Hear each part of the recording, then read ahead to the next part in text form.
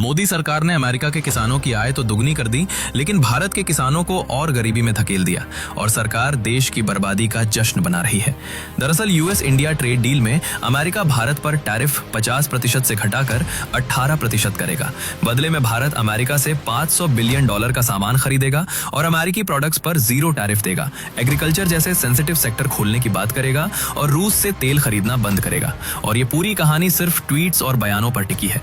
America में Trump कहते हैं, मैंने भारत को लाइन पर ला दिया, और भारत सरकार ट्रंप के इन दावों का खुला खंडन भी नहीं कर सकती। अब जिस टैरिफ कटौती पर जश्न हो रहा है उसकी सच्चाई भी सुन लो। ट्रंप से पहले अमेरिकी टैरिफ 2 से 3% था, फिर ट्रंप ने पहले 26% किया, फिर रूस से तेल खरीदने पर 50%, अब डील के बाद 18% किया गया और बीजेपी की गोदी मीडिया इसे जीत बता रही है। इससे सबसे बड़ा खतरा एग्रीकल्चर को है।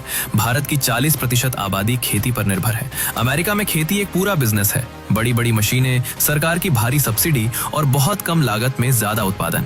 अब अगर ऐसा सस्ता अमेरिकी अनाज, दूध या फसल भारत में आने लगे तो भारतीय किसान उससे मुकाबला नहीं कर पाएगा और इसका नतीजा ये होगा कि किसान को सही दाम नहीं मिलेगा, खेती छोड़नी पड़ेगी, गांवों की कमाई टूटेगी और किसान और गरीब हो जाएगा। इस समझौते से अमेरिका के किसान जश्न में हैं। खुद यूएस की एग्रीकल्चर सेक्रेटरी सामने आकर कह रही हैं कि इस डील से अमेरिका के ग्रामीण इलाकों में सीधा पैसा पहुंचेगा, वहां के किसानों को आर्थिक राहत मिलेगी। याद है प्रधानमंत्री ने कहा था, किसानों की आमदनी बढ़ाई जाएगी, किसानों के कल्याण के लिए। बस फर्क इतना है कि इस सौदे में वो वादा पूरा होता दिख रहा है, लेकिन भारतीय किसानों के लिए नहीं, बल्कि अमेरिका के किसानों का। मोदी जी ट्रंप से ऐसे डर रहे हैं जैसे ट्रंप के पास एप्स्टीन फाइल्स की मोदी की कोई वीडियो हो।